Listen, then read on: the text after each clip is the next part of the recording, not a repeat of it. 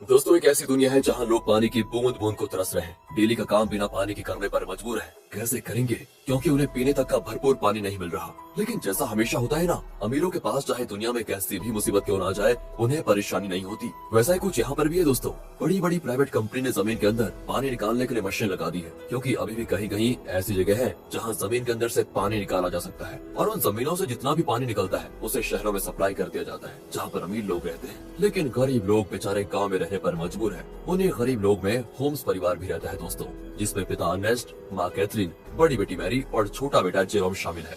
बड़ी मुश्किल से ये परिवार गांव में अपना गुजारा कर रहा था। अर्नेस्ट की काफी बड़ी जमीन भी थी, जिसमें उसके पिता खेती किया करते थे। लेकिन पानी की कमी होने की वजह से अर्नेस्ट खेती नहीं कर पा रहा है। उसने सरकार से भी बात की कि मेरी जमीन अभी भी फर्टाइल है, यानी कि पानी मिले तो इस पर फसल उगाई जा सकती है। लेकिन किसी को भी अर्नेस्ट की बात पर भरोसा नहीं है। इसलिए अर्नेस्ट खुद से ही जमीन खोद कर ट्राई करता है कि क्या पता उसकी किस्मत अच्छी हो, उसे पानी मिल जाए, जिससे उसका खेत फिर से हरा भरा हो जाएगा और फसल बेचकर वो पानी की कमी को भी अपने परिवार के लिए पूरा कर लेगा। दोस्तों, एक दिन की बात है कि अर्नेस्ट के खेत में जहाँ उसने पानी निकालने के लिए मशीन लगाई थी, वहाँ पर दो चोर आ जाते हैं जो उस मशीन को चुराने आए थे। अर्नेस्ट तुरंत ही गन लेकर वहाँ पहुँचता है और चोरों को जैसे ही पता चलता है कि अर्नेस्ट यहाँ पर आ चुका है, वो लोग बहाना करने लगते हैं कि हम तो बहुत दूर से आए हैं, थोड़ा पानी मिल जाता तो आपकी मेहरबानी होती। पर दोस्तों, तभी वो चोर मौका देखकर अपने पास रखी गन निकाल लेते हैं ताकि अर्नेस्ट को शूट कर पाए। लेकिन अर्नेस्ट का पाला तो ऐसे चोरों से डेली पड़ता था, इसलिए वो तुरंत ही उनके शॉट करने से पहले ही गन चलाकर उन्हें वहीं पर ढेर कर देता है। देखा दोस्तों, ऐसा हाल हो गया है पानी के लिए कि एक दूसरे की जान लेने पे तुले हुए हैं लोग। अर्नेस्ट अपनी मशीन को चेक करने आता है, लेकिन बेचारे को पता चलता है कि यहाँ से जो थोड़ा बहुत पानी निकलता था वो भी खत्म हो चुका है। इसका मतलब कि अब उसे दूसरी जगह फिर से गड्ढा खोदकर मशीन लगानी होगी ताकि वहाँ से पानी निकाला जा सके। अर्नेस्ट अब जेरोम के साथ वाटरमैन के पास जाता है। दोस्तों, वाटरमैन ऐसे लोगों का ग्रुप है जो प्राइवेट कंपनी के लिए काम करते हैं, बड़ी बड़ी मशीनों को लगाना ताकि अंदर से पानी निकाला जा सके, और ये पानी शहर में सप्लाई किया जाता है। वैसे अर्नेस्ट इन लोगों को शराब या खाने पीने की चीजें डिलीवर करने का काम करता है। वो शहर से सारी चीजें अपने गधे पर लाद कर लेकर आता है और इन वाटरमैन को दे देता है। उन्हीं वाटरमैन में मैक्स नाम का एक आदमी भी शामिल है, जिससे अर्नेस्ट की थोड़ी अच्छी पहचान होती है। अर्नेस्ट मैक्स से कहता है कि देखो भाई, तुमने यहाँ बड़ी मशीन लगाने का काम शुरू कर दिया है। यहाँ से थोड़ी दूर मेरा खेत है जहाँ पानी आता था वैसे, लेकिन तुम्हारे यहाँ वो बड़ी मशीन लगाने की वजह से जो थोड़ा बहुत पानी मेरे खेत को मिलता था, अब वो भी बंद हो गया है। क्या तुम अपनी इन बड़ी मशीनों की लाइन दूसरी जगह नहीं लेकर जा सकते? मैक्स कहता है कि ये तो मेरा काम नहीं है, तुम्हें बात करनी है तो तुम हमारे बॉस से जाकर कर सकते हो। अर्नेस्ट को पता होता है कि बॉस तो उसकी सुनने वाला है नहीं, इसलिए वो बेचारा अपना छोटा सा मुंह लेकर जेरोम के साथ घर आने के लिए निकल आता है। लेकिन जब इंसान की किस्मत खराब हो तो उसके साथ पूरी चीजें होने में टाइम नहीं लगता। ऐसा ही अर्नेस्ट के साथ भी हो जाता है। आते समय उसके गधे का पैर पत्थर से टकराने की वजह से वो नीचे गिर जाता है और गिरने की वजह से उसकी एक टांग टूट जाती है। बेचारा गधा प्यास से पहले परेशान था, टांग टूटने से उसको और तड़पन होती है। इसलिए अर्नेस्ट उसकी तकलीफ को खत्म करने के लिए मजबूरन उससे वही मार डालता है। दोस्तों, क्या करता बेचारा। इसके बाद वो एक ऑक्शन हाउस में आता है जहाँ पुराने रोबोट्स को रिपेयर करके बेचा जाता है। अर्नेस्ट ऐसे एक रोबोट को खरीदने आया था ताकि आगे से वो डिलीवरी का काम संभाल पाए। साथ ही ऑक्शन में फेलम नाम का बंदा भी रोबोट पर बोली लगाने आता है। लेकिन आखिर में अर्नेस्ट को वो रोबोट मिल जाता है, जिसे पाकर अर्नेस्ट और जेरोम बड़े खुश होते हैं कि चलो कुछ तो काम की चीज आई हाथ में। इसके बाद दोनों हॉस्पिटल आते हैं जहाँ कैथरीन रहती है। कुछ समय पहले एक दुर्घटना का शिकार हो गई थी कैथरीन, इसलिए वो चल फिर नहीं पाती। इसलिए हॉस्पिटल में वायर के जरिए कैथरीन को रखा जाता है। वायर मतलब जो कैथरीन को चलने में मदद करते हैं। अब देखिए, अर्नेस्ट के पास इतने पैसे तो है नहीं कि वो वायर का सिस्टम खरीद कर घर लेकर आ पाए, इसलिए वो और उसके परिवार के लोग हॉस्पिटल में ही कैथरीन से मिलने आए जाया करते हैं। अब हॉस्पिटल के बाहर अर्नेस्ट की मुलाकात रॉबी नाम के बंदे से होती है, जो अर्नेस्ट का बढ़िया दोस्त है, काफी ज्यादा करीबी है। उसके पास तो रहने के लिए घर तक भी नहीं है, साथ ही वो दिमाग से भी थोड़ा कमजोर है। इसलिए अर्नेस्ट उसके पास जो थोड़ा बहुत पानी होता है वो रॉबी और उसके परिवार को दे देता है, क्योंकि भले अर्नेस्ट के पास भी पानी की कमी है, लेकिन बंदे का दिल बहुत बढ़िया है यार। अब वहाँ से अर्नेस्ट जैसे ही घर आता है ना, उसके पास फेलम पहुँच जाता है, जो उससे कहता है कि मुझे तुम्हारा रोबोट चाहिए, कुछ जरूरी काम है। अर्नेस्ट को पता था कि फेलम एक नंबर का बदमाश आदमी है, वो रोबोट वापस करने में नाटक करेगा। इसलिए दोस्तों, अर्नेस्ट रोबोट देने से साफ मना कर देता है। साथ ही दोस्तों, मैं आपको बता दूं कि फेलम और अर्नेस्ट की बेटी मैरी का एक दूसरे के साथ चक्कर चल रहा है। अर्नेस्ट ने कई बार मैरी को समझाया कि वो फेलम से दूर रहे, वो अच्छा इंसान नहीं है, लेकिन मैरी है कि सुनने को तैयार नहीं होती। फेलम की वजह से वो तो अपने पिता से भी नफरत करने लगी है। बताओ दोस्तों, माँ बाप कभी गलत होते हैं क्या? जो बच्चे माँ बाप की बात नहीं मानते उनके साथ तो बुरा होता ही है। कहीं मैरी के साथ भी कुछ बुरा ना हो जाए। खैर, आगे देखते हैं। अगले सीन में अर्नेस्ट एक और जगह गड्ढा खोद रहा होता है, इस उम्मीद में कि शायद वहाँ से कुछ पानी निकल जाए, लेकिन बड़ी मशीनों के पाइपलाइन के कारण आसपास का पूरा इलाका सूखा पड़ चुका था। इसलिए अर्नेस्ट को यहाँ भी निराशा का सामना करना पड़ता है। साथ ही गड्ढा खोदने के दौरान अर्नेस्ट जेरोम से बात कर रहा होता है। वो कहता है, जब मैं शहर गया था वहाँ मैंने एक लड़की को देखा, जिसके बाल तो छोटे हैं लेकिन देखने में बहुत सुंदर है। तुम तो बेटा बड़े हो चुके हो, कहो तो तुम्हारी बात करवा दो उससे। मैं नहीं जानता कि इस हालत में हम कब तक जिंदा रह पाएंगे, इसलिए हमारे पास जो भी पल बचे उन्हें अच्छे से जी लेना चाहिए हमें। और दोस्तों, ऐसे ही बाप बेटी ये आपस में बात करते हुए कुछ टाइम एक दूसरे के साथ बढ़िया तरीके से बिताते हैं। इसके बाद अर्नेस्ट जैसे ही घर आता है, मैरी उससे कहती है मुझे पैसे चाहिए पापा, मैं फैलम के साथ जा रही हूँ, मुझे यहाँ पर बहुत घुटन हो रही है। अर्नेस्ट कहता है घुटन हो रही है? मैंने बचपन से तुम्हें पाल पोस के बड़ा किया, सब कुछ देने की कोशिश की तुम्हें, और फिर भी तुम ऐसी बातें कर रही हो। मैरी तो ऊपर से जवाब देती है, कहती है हम यहाँ पर जी नहीं रहे, सर्वाइव कर रहे हैं और मुझे ऐसी जिंदगी चाहिए ही नहीं। अर्नेस्ट के लाख समझाने पर भी जब मैरी नहीं मानती तो अर्नेस्ट मैरी को कमरे में बंद करके खिड़कियों पर कीड़े लगा देता है ताकि वो फैलम से मिल ना पाए। अब अर्नेस्ट जैसे सप्लाईज लेने के लिए शहर जाने वाला होता है, तभी उसको पता चलता है कि रोबोट गायब है। ये देखकर उसकी हालत खराब, वो परेशान हो जाता है। वो समझ चुका था कि ये काम तो फैलम के अलावा कोई दूसरा कर नहीं सकता। वो वहाँ से तुरंत वाटरमैन के पास आता है ताकि उनसे पूछ सके कि क्या फैलम यहाँ पर आया था कि नहीं। पर वहाँ पर आते ही मैक्स और बाकी वाटरमैन मिलकर अर्नेस्ट पर धावा बोल देते हैं दोस्तों, और जमकर उसकी पिटाई करने लगते हैं। उनका कहना होता है कि तुमने हमारी सप्लाईज चुराई जो हमारी मेहनत की कमाई थी, जिसे तुमने शायद कहीं और बेच दिया होगा।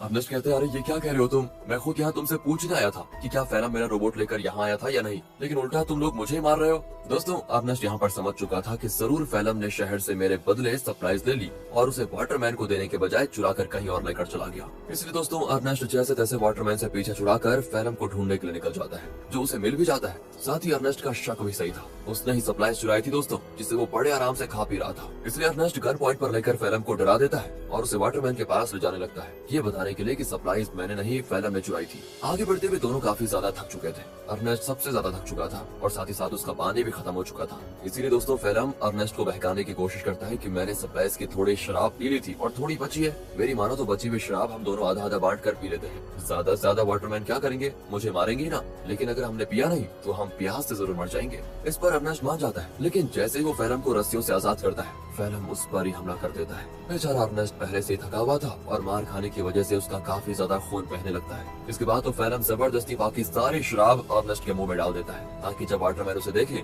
तो उन्हें यकीन हो जाए कि अर्नेस्ट ने ही सप्लाईज चुराई थी और उसी ने उनकी शराब पी ली। इतना ही नहीं दोस्तों, फैलम अर्नेस्ट को मार मार कर रोबोट के साथ ही रस्सी से उसको बांध देता है, ताकि दुनिया को लगे कि रोबोट ने आउट ऑफ कंट्रोल होकर अर्नेस्ट पर हमला कर दिया, जिससे उसकी जान चली गई। और होता भी ऐसा ही है, बेचारा अर्नेस्ट मारा जाता है दोस्तों, और सभी लोगों को लग रहा था कि रोबोट ने अर्नेस्ट की जान ली। दोस्तों हमेशा अच्छे लोगों के साथ बुरा ही क्यों होता है यार। अगले सीन में जेरम अपने पिता को खोने के बाद बहुत उदास बैठा होता है। वो सारा गुस्सा रोबोट पर उतार कर उसे तोड़ने की कोशिश कर रहा होता है, क्योंकि अभी तो उसने ये मान लिया है कि रोबोट ने उसके पिता की जान ली। लेकिन हम सब जानते हैं कि सच्चाई क्या है। तब वहाँ पर फैलम आकर जेरम से कहता है रोबोट को तोड़कर क्या मिलेगा, ये आगे चलकर हमारे ही काम आएगा, इसलिए इसको तोड़ो मत, और तुम चिंता मत करो, मैं हूँ ना, मैं तुम्हारे परिवार को संभाल लूंगा, तुम्हारे और मैरी का अच्छे से ख्याल भी रखूंगा। बताओ दोस्तों, कातिल मसीहा बनने की कोशिश कर रहा है। अगले सीन में दिखाते हैं कि फैलम मैक्स के पास आकर कहता है मुझे पानी की एक पाइपलाइन चाहिए ताकि उसकी मदद से मैं अर्नेस्ट की जमीन पर खेती कर सकूं। मैक्स कहता है मैं क्या तुम्हारा कोई नौकर हूँ जो तुम कहोगे और मैं कर दूंगा। तो फैलम उससे कहता है कि अच्छा तुम्हें मानना पड़ेगा दोस्त, मानना पड़ेगा।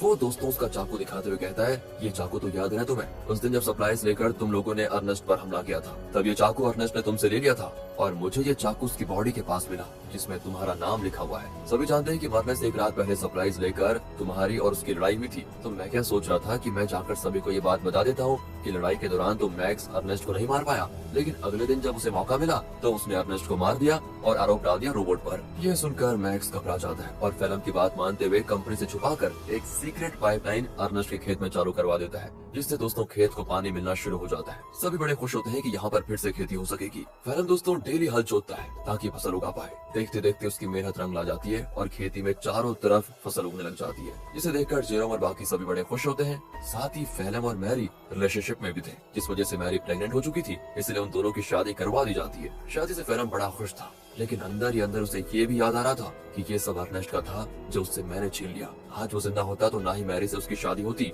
और ना ही ये खेत उसे मिलता। अर्नेस्ट के मरने के बाद फैलम ने उसकी सारी चीजों को दोस्तों अपना लिया होता है, लेकिन ये इंसान यहाँ पर भी नहीं रुकेगा। अभी आप इसके पाप देखिए कितना करता है ये। अगले सीन में बैंक से कुछ कर्मचारी आते हैं जो फैलम के पैरों तले जमीन खिसका देने वाली बात बताते हैं कि जमीन पर तुम्हारी फसल उगी है। उस जमीन को अर्नेस्ट ने गिरवी रखा था, वो तो मर गया, इसलिए अब ये जमीन बैंक की होती है और इसमें जो फसल उगी है वो भी बैंक के पास ही जाएगी। फैलम कहता नहीं, ऐसा नहीं हो सकता, ये बात तुम्हें पहले बतानी चाहिए थी जब यहाँ पर फसल नहीं उगी थी उस समय, और अगर तुम पहले बता देते तो मैं कोई दूसरी जमीन देख लेता। लेकिन दोस्तों बैंक वाले नहीं मानते, वो कहते हैं कि एक हफ्ते के अंदर अगर पैसे नहीं मिले तो इस जमीन को तुम भूल जाना। इतना कहने के बाद वो चले जाते हैं। फैलम तो परेशान हो चुका था कि अर्नेस्ट ने तो मुझे बेवकूफ बना दिया, बेकारी कहेगा, जमीन तक गिरवी रखिए, बताओ अब पैसों का बंदोबस्त कैसे कर पाऊंगा। बताओ दोस्तों, ये तो वही बात हो गई, उल्टा चोर कोतवाल को डांटे। खैर अब फेलम जेरोम से कहकर रोबोट ले जाने लग जाता है। वो कहता है मैं रोबोट को बेचने जा रहा हूँ ताकि इससे मेरे पैसों से बैंक वालों का उधार चुका पाऊँ। लेकिन दोस्तों फेलम शरीफ आदमी नहीं था। वो रॉबी के पास आता है, वही रॉबी दोस्तों जो काफी ज्यादा करीब है, और वो उसे बहाने से साथ में ले जाता है कि मेरे साथ चलो, मैं तुम्हारे लिए पानी वगैरह का बंदोबस्त करता हूँ।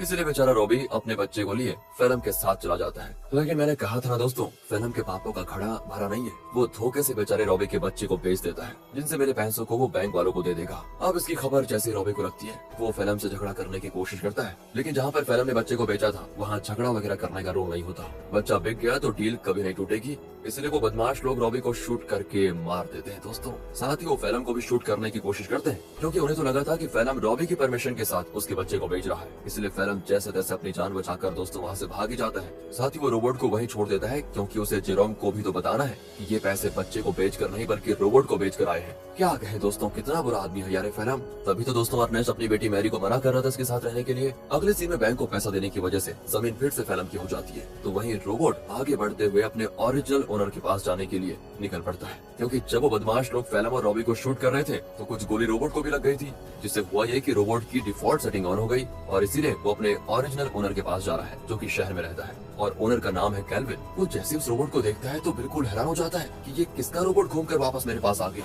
उस रोबोट पर दोस्तों अर्नेस्ट का नाम लिखा हुआ था, इसलिए कैल्विन रेडियो के जरिए अर्नेस्ट से संपर्क करने की कोशिश करता है ताकि वो आगे आए और अपने रोबोट को वापस लेकर जाए। जेरोम तो जैसे रेडियो को ऑन करता है तो बिल्कुल हैरान हो जाता है कि फेलम ने तो कहा था कि उसने रोबोट को बेच दिया, अब ये कैल्विन बता रहा है कि रोबोट उसके पास है। इसलिए दोस्तों वो डिसाइड करता है कि अगर कैल्विन रोबोट वापस देना चाहता है तो कोई नहीं, ये तो बहुत अच्छी बात है, मैं जाकर उसको ले लेता हूँ। अगले सीन में जेरोम को रॉबी की पत्नी दिखाई देती है, जो रॉबी और उसके बच्चे के वापस न आने पर सदमे में जा चुकी थी। वो एक गुड़िया लेकर रॉबी और अपने बच्चे के आने का इंतजार करती है। सच में दोस्तों बेचारी के साथ बहुत बुरा हुआ ना। एंड इस चीज को देखकर जेरोम को लगता है कि जरूर कुछ तो बात है जो फेलम छुपा रहा है। जिसके बाद वो शहर के बॉर्डर पर आता है, लेकिन 18 साल से कम होने की वजह से गार्ड्स उसे शहर में जाने नहीं देते। तब वहाँ पर एक लड़की आती है जिसका नाम अना है। वो जेरोम से कहती है मेरे पास आ जाओ, मैं तुम्हें शहर भिजवा सकती हूँ, वो भी बहुत कम पैसों में। जेरोम जैसी अना को देखता है तो बिल्कुल हक्का बक्का हो जाता है, क्योंकि वो हूबहू वैसी होती है जैसा कि अर्नेस्ट ने उसे छोटे बालों वाली उस लड़की के बारे में बताया था। याद है ना दोस्तों, जब अर्नेस्ट जेरोम से कह रहा था कि तुम्हारी शादी कर लेते हैं, उससे बात कर लेते हैं तुम्हारी,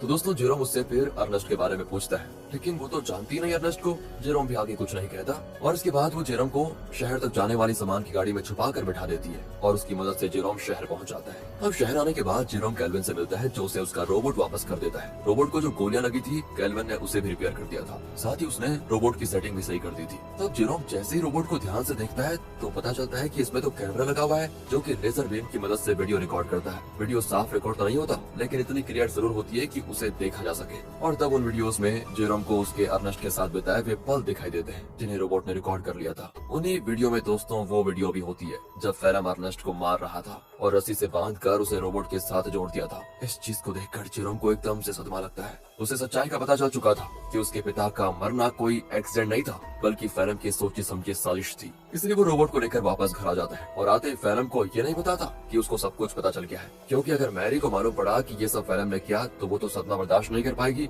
ऊपर से वो प्रेग्नेंट भी है। इसलिए जेरोम एक प्लान बनाता है। वो फेलम से कहता है कि मैंने रेडियो पर सुना कि रॉबी तुम्हें बुला रहा है। अब ये सुनकर फेलम परेशान कि रॉबी तो मर चुका है, ये कौन सा रॉबी बुला रहा है। इसलिए वो कहता है कि शायद वो कोई दूसरा फेलम होगा जिसके लिए वो रॉबी बोल रहा है। अब प्लान फेल होता देखकर जेरोम एक लेटर लिखता है फेलम को, ताकि फेलम को ऐसा लगे कि ये लेटर रॉबी ने भेजा है और वो उसे उसी जगह पर बुला रहा है जहाँ पर अर्नेस्ट मरा था। लेटर देखकर फेलम समझ चुका था कि कुछ तो गड़बड़ी है, मुझे वहाँ पर जाकर देखना ही पड़ेगा। इसीलिए वो उसी जगह पर जाता है जहाँ पर उसने अर्नेस्ट को मारा था। आगे बढ़ते हुए उसे जमीन पर बना हुआ गड्ढा दिखाई नहीं देता और गलती से वो उसे गड्ढे में गिर जाता है, जहाँ गिरने से उसका पैर टूट चुका था और वो मदद के लिए चिल्ला रहा होता है। तब वहाँ पर जेरोम गन लेकर आता है। उसे इतने गुस्से में देखकर फेलम समझ आता है कि जेरोम को सब कुछ पता चल चुका है और ये सारा प्लान जेरोम का ही था। तब फेलम जेरोम को बहलाते हुए कहता है, देखो जो हुआ मैं उसके लिए शर्मिंदा हूँ, मुझे माफ कर दो, लेकिन देखो मैंने मैरी और तुम्हारे कितना अच्छे से ख्याल रखा, अगर मुझे कुछ हुआ तो मैरी ये सदमा बर्दाश्त नहीं कर पाएगी, इसलिए मुझे जाने दो। लेकिन जेरोम उसकी एक नहीं सुनता और सीधे फेलम को शूट करके मार डालता है। इसके बाद वो रोबोट की मेमोरी भी रेस कर देता है ताकि कभी मैरी ये सब कुछ देख ही ना पाए। वो नहीं चाहता कि मैरी कभी कुछ इसका सच जाने। कुछ दिन गुजर चुके थे। फेलम के घर आने पर मैरी बहुत परेशान होती है। जेरोम कहता है कि वो अच्छा इंसान कभी था ही नहीं, तुम्हें छोड़कर वो भाग गया। और ये सुनकर मैरी एकदम उदास हो जाती है और अपने दिल से फेलम के लिए प्यार खत्म कर देती है। दोस्तों उल्टा वो उससे नफरत करने लगती है। जेरोम ने बड़ी शांति से अपना बदला ले लिया। इसके बाद जेरोम और मैरी घर चलाना शुरू करते हैं, क्योंकि खेत उन्हें मिल चुका था। उन्हीं फसल को बेचकर वो पैसे जमा करेंगे ताकि अपनी माँ को हॉस्पिटल से घर लेकर आए। और इसी मिक्स फीलिंग के साथ दोस्तों ये मूवी यहाँ पर खत्म होती है। बाकी अगर आपको वीडियो अच्छी लगी हो, एक्सप्लेनेशन अच्छा लगा हो तो लाइक कीजिए।